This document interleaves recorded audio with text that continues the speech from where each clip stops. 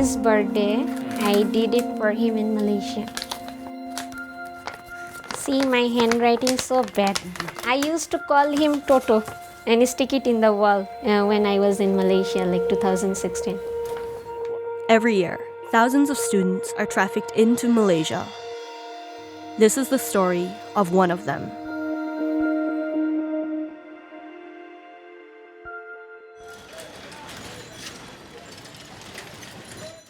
This one was in 2015, Poela Falgun, 13 February, our spring day that day. And this one was in Poela Boishak, our New Year, Bangla New Year. This is before you left for Bangladesh? Yes. Pari is a Bangladeshi college student. In 2015, she and her husband went to Malaysia, having enrolled at a college to study accountancy. Where is it? For the Valentine Day, he writes something over here. You're so special for me. Where there is love, there is life. Oh. And this one is, I love you. Remember, they can't take it. How long have you been together with? 8 years. 8 years? Yeah. Now? No, not 8. 8 years and 6 months. But now they are separated. She's returned to Bangladesh while he's in prison in Malaysia, arrested for an immigration offense. And it all started with one lie. His name is Faisal. He's an agent. Faisal told us that that place is very good. We can lead a better life there, like our studies and like jobs, everything we can do there.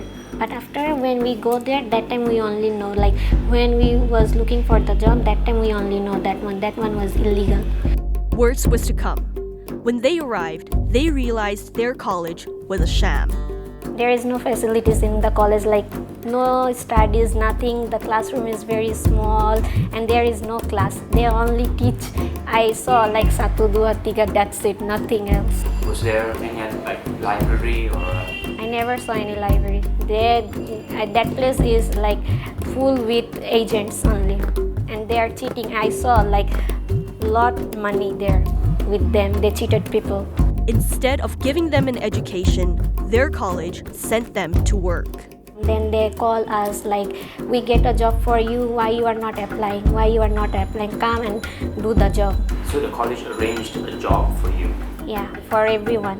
And like their salary was around like 2000 RM, but college took the 1200 RM and only like 700 or 800 giving you. That's it. The college calls these jobs paid internships. Once I went for the interview, it's a restaurant. These are the jobs the college prepared for you? Yes. Actually, mostly they prefer for you a restaurant. They had taken loans to pay the agent over 600,000 Bangladeshi takas to get to Malaysia.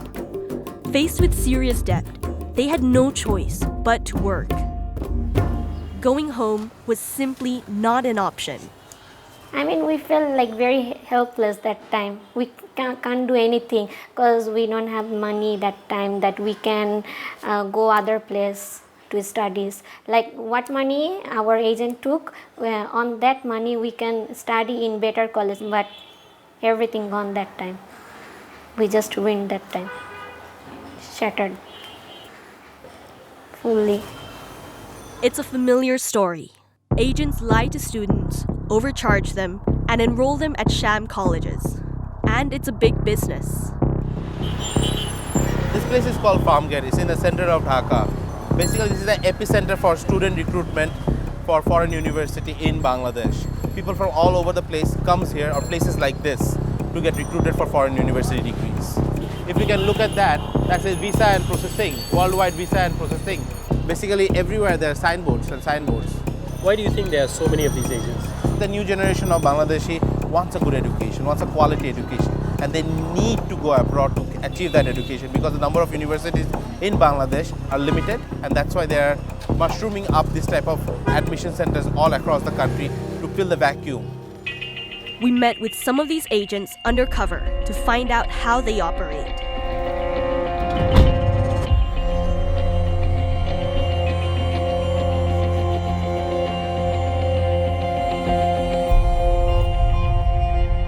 এটার কি কোনো রকম কোনো মানে list বা কোনো কিছু আছে? আমি এখন যেটা করতেছি মেন্টারিতে করতেছি, আর হচ্ছে আপনার ইউনিভার্সিটি যেটা আছে নিলয় আছে, আরও আছে, বাট আপনার চুজ থাকলে ওগুলো করে দেন। Instead of advising us on our education, the agents made baseless promises to get us to sign up. তখন হেল্প করবে। আপনি যখন তার স্টুডেন্ট থাকবেন না তখন সে কেন হেল্প করবে? আপনি 4 দিন ক্লাস থাকবে, ক্লাস করতে মিনিমাম 2 days ফুটের একটা ডিপ্লোমায় গেলাম, যাওয়ার পর আমি যদি 2-3 বছর পড়াশোনা আমার নিজের মতো করে একান্ত ব্যক্তিগত, এখানে আমার বলার কিছু। আপনাকে ওইভাবে ক্লাসটা ধরায় দেওয়া হবে যে সপ্তাহে 2 দিন খুব কম সময় একটা ক্লাস যাতে অ্যাটেন্ড থাকা রাখে বিষয়, আর ওই টাইমে বাকি আমি জব করতে পারবো। It is illegal to work under a student visa in Malaysia, but almost all of the agents lied about this. Visa complete হয়ে যাবে, যারা আমার এখান থেকে গেছে তাদের নাম্বার আমি আপনাকে সেন্ড করে দিতে পারি, তারা হয়তো আপনাকে হেল্প করবে। ওখানে যাওয়ার পর বৈধ নাগরিক, সো আপনি ওখানে কাজ করতে পারবেন। যদি আপনি বলেন যে না আমাকে চাকরি দেওয়ার একটা ব্যবস্থা করে দিয়ে, সেই ক্ষেত্রে আমাদের ওখানে লোক আছে, লোকের নাম্বার দিব, আমরা ওর সঙ্গে যোগাযোগ করবেন, করে দেন আপনি 300 থেকে 400 রিঙ্গিত পেমেন্ট দিতে হবে। আর মালয়েশিয়া ওয়ার্ল্ড টাইপের জব করলে, যেগুলো মালয়েশিয়ানরা করে না, জঙ্গল, তারপরে তাল গাছের ভেন্ডারি কাটা, তারপর পাম্পে কাজ করা, কাজ করলে সমস্যা হবে না। In spite of recent clampdowns by Malaysian authorities, agents are still confident of finding a way. মালয়েশিয়াতে ভিসা আপনার রিফিউজ হচ্ছে, INTERNSHIPS সব কলেজে কিন্তু আপনার অ্যাডমিশন হয় না।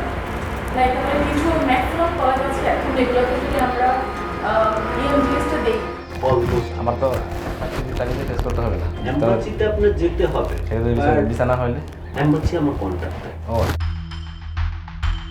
These agents are clearly successful.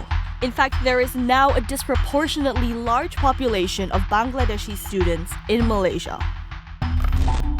In 2015, the year Pari enrolled, there were almost 30,000 Bangladeshi students in private higher education institutions in Malaysia.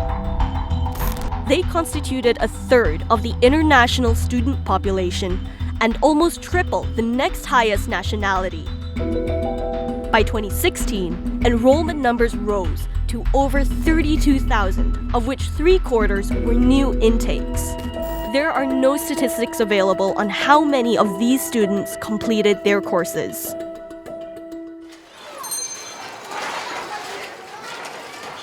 আচ্ছা, পানি শেষ, আবার নিয়ে আসতেছি।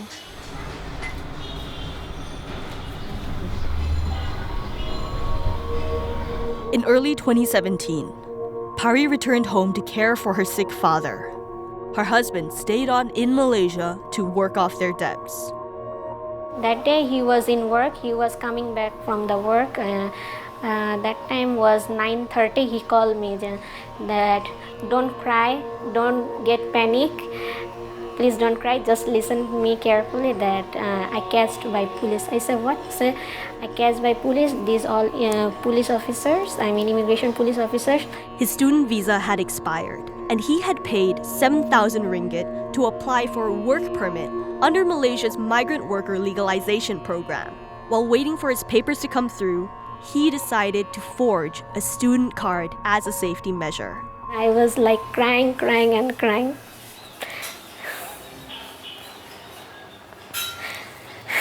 I was like very helpless, nobody helped him. I called everyone, nobody received my call that time. And I was here, I cannot do anything from here also. I was like very helpless. He was sentenced to 3 months jail for having fake documents. Just waiting when he will come back and we will do other planning, and just hoping for the best, like visa will be not blacklisted, just hoping for that. Otherwise our all money gone. I just wanna hug him because missing him badly. We sent a journalist to speak to her husband in detention. The bad news is that, according to my colleague, he says his passport will be blacklisted for 5 years. It will be banned. Blacklisted for 5 years. They arrived in Malaysia with big dreams, but are left with nothing. But he's coming back soon, so 7 days more. how long have you been waiting already? 1 month and 21 days.